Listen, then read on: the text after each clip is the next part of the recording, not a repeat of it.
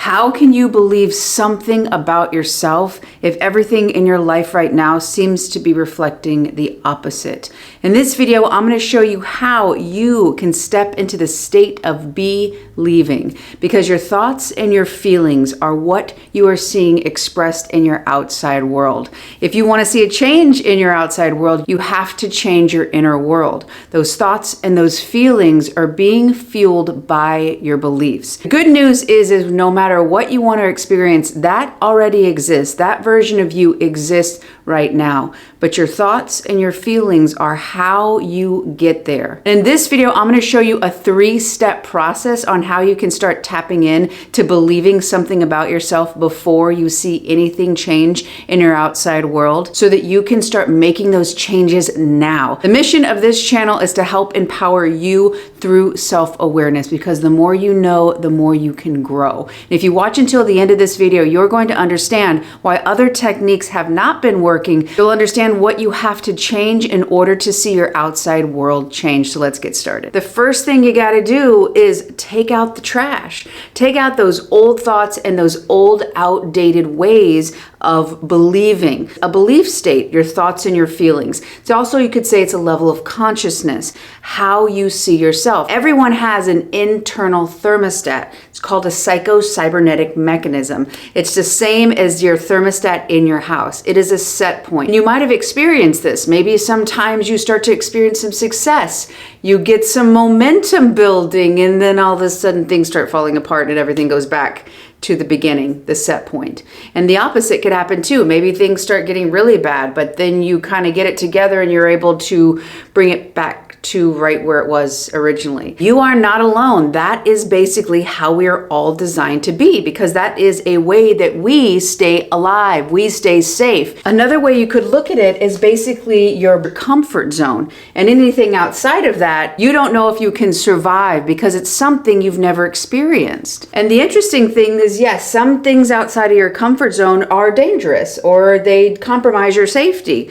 But far more things outside that comfort zone, such as secure, loving relationship, what dynamic that you really want, but you haven't been able to experience, as well as maybe a certain amount of money or abundance. You are not familiar with that. So literally your thermostat is saying, no, that's not safe. We don't want to get around that. And what you have to understand, these things happen outside your conscious awareness. Dr. Bruce Lipton says we have between 20 and 50 million, with an M, million bits of information coming into our subconscious per second. But all we're able to process are 40 of those. And it's the 40 that line up with our safe zone. So what you got to understand is that there are opportunities right now that are beyond your perception, because the perception is going to filter out anything that would get you closer to these dangerous things. That could be the secure, loving relationship, emotionally available people. This could be abundance, opportunities, things and situations in which you will be seen and valued. However, if when that happened to you as a kid, something negative happened, you maybe felt that you were alienated, you were mocked, you were made fun of, or maybe you felt like you were disconnected from your core unit, you will literally not want to have anything to do with those subconsciously, because your body remembers. There's a great book called Your Body Keeps the Score by Bessel van der Kolk, and Gabor Mate does a lot of work that talks about how your body has an intelligence, your body has a history. So anything and anytime it felt threatened, it's going to be stored in this. And if this goes against what feels safe, even though you don't like this experience, you will move away from it. So it's really important for you to understand this, that things such as self-sabotage, it's actually a self-preservation mechanism. It's actually a form of self-love. You love yourself so much, you don't want to see yourself go in the danger zone. However, it's outdated.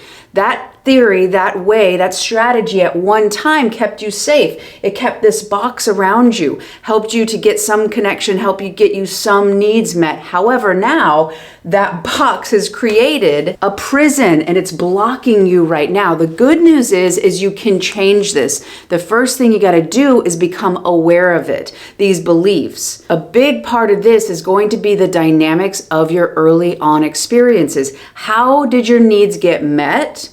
or not met when you were a kid. If you kept having to reach out and try to get connection and work hard for it, get the attention of the caregivers because they were preoccupied with somebody else, you're going to repeat that unresolved dynamic. This could also be played out with money. You can't seem to get its attention. You can't seem to get enough of it. These are echoing early on needs that weren't met, and that way that you had to adopt or adapt to is now potentially a way of being. This safety zone, this way that feels familiar, so you're attracted to, or you find in your life, you draw to you situations that are going to help you to resolve it. However, you get stuck in thinking that that outside situation is all you can have. So the more you start understanding this, another example could be maybe when you were really loud and you went out and you sang loud, or you were just being and playing, you had some sort of, that's too loud, that's too much. Why are you making so much noise all the time? And you thought, oh, either that you're not, what you're singing, it's not very good, and you're like, oh, I'm embarrassed, I'm ashamed. Shame is I am bad. Or you felt, oh, I'm too much. I don't want to offend the other person. So you've lived your life hyper fixated on how they see you, because at the time, early on, that's how you got your need met. And if they cast you out, because we have a hierarchy with our caregivers early on as a natural way to survive, we are dependent on them to stay safe. So the more you start to understand, okay, what dynamic, what belief could I be holding on to that's actually trash, it's outdated, it's locking me in.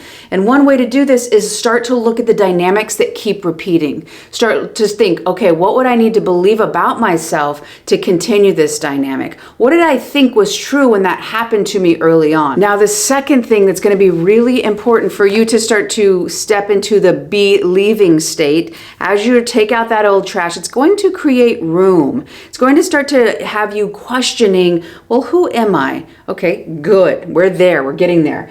What you want to do next is think about what change you're wanting in your life. Maybe it's about money. Maybe right now you don't quite have enough, or you're struggling to stay afloat, or slightly in debt. Whatever that dynamic, when you think about money or having a new job, associated to that is going to be an end emotional experience. And for example, you don't want $1 million sitting in your house right now.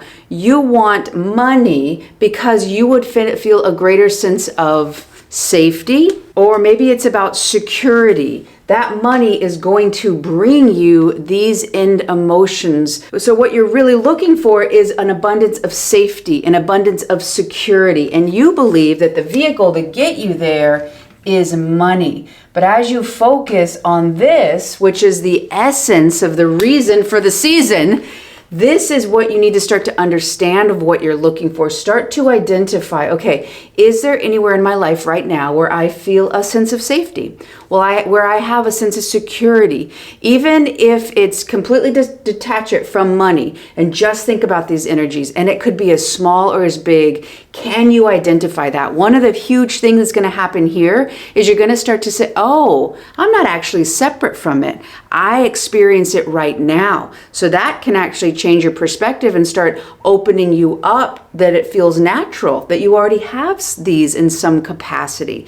Maybe it's about love. Again, it's not that person sitting next to you. That person you feel is the vehicle to bring you a sense of belonging, a sense of appreciation. So can you start to look in your life right now and start connecting to, I do feel a small sense of belonging when blank, or, I feel a sense of appreciation when blank. Start connecting to you right now that this is in your life, even in the tiniest of ways. Again, the big thing you're looking for here is to remove the idea that you're separate from it, because that separateness is a different state of being than the one that you're looking for. You're going to try to start tapping into this as a state of being, a feeling state. As you identify it in your life right now, you're going to see, oh, I have that, and starting connecting that I have that now. Start shifting the way you see yourself, and you're literally going to be in the feeling state, the magnetic state of these emotions. The other thing too you want to do is you want to start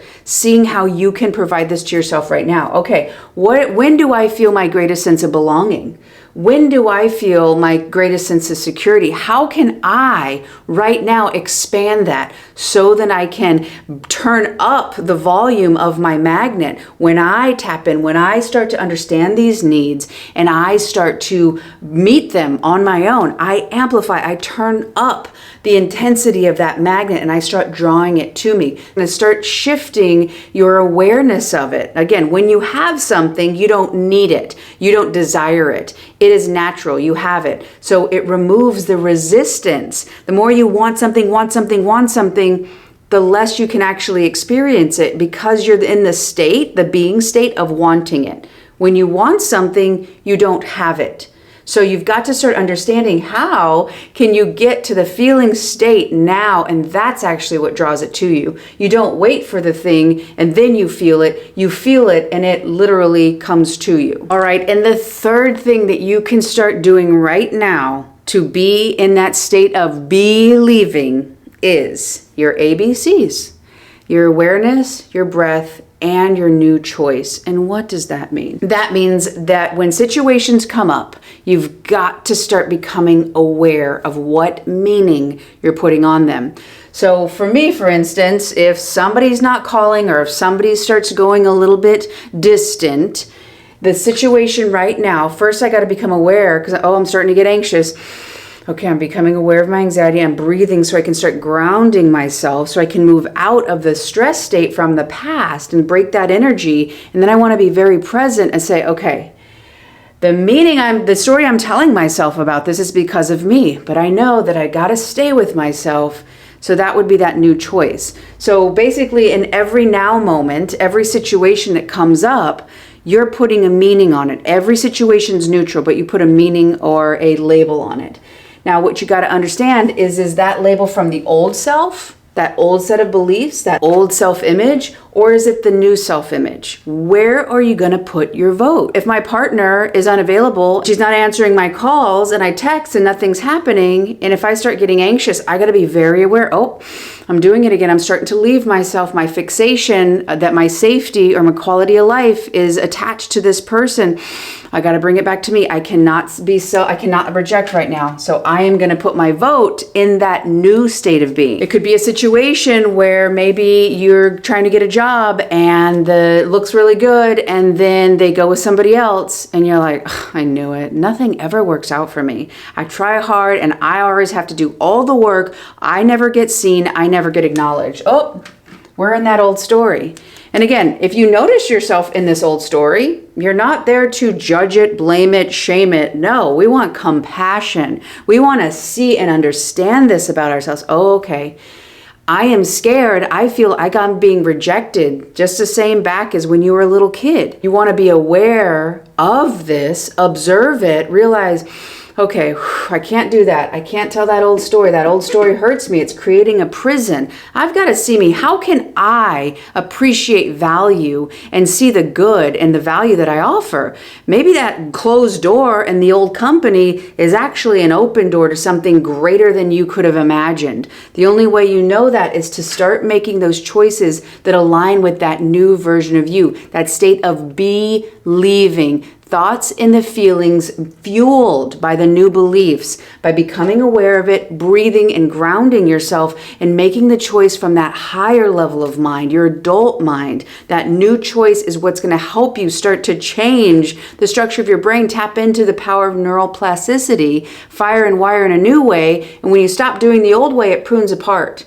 And it's more natural and easier for you to be in that new state of being. It starts becoming familiar. Your set point, it's easier to be there and it's not such an effort to fight for it because you're not being pulled down by the anchors of old, outdated beliefs, those lower level frequencies. The more and more you do this, the easier it's going to be to stay in that state of believing. If you want a little bit more support on how you can feel worthy and deserving right now, this next video right here is going to show you exactly how. I love y'all. Thank you so much for watching. If you like this video, click like. If you haven't done so already, get on over here and join the community, and I will see you on the next one.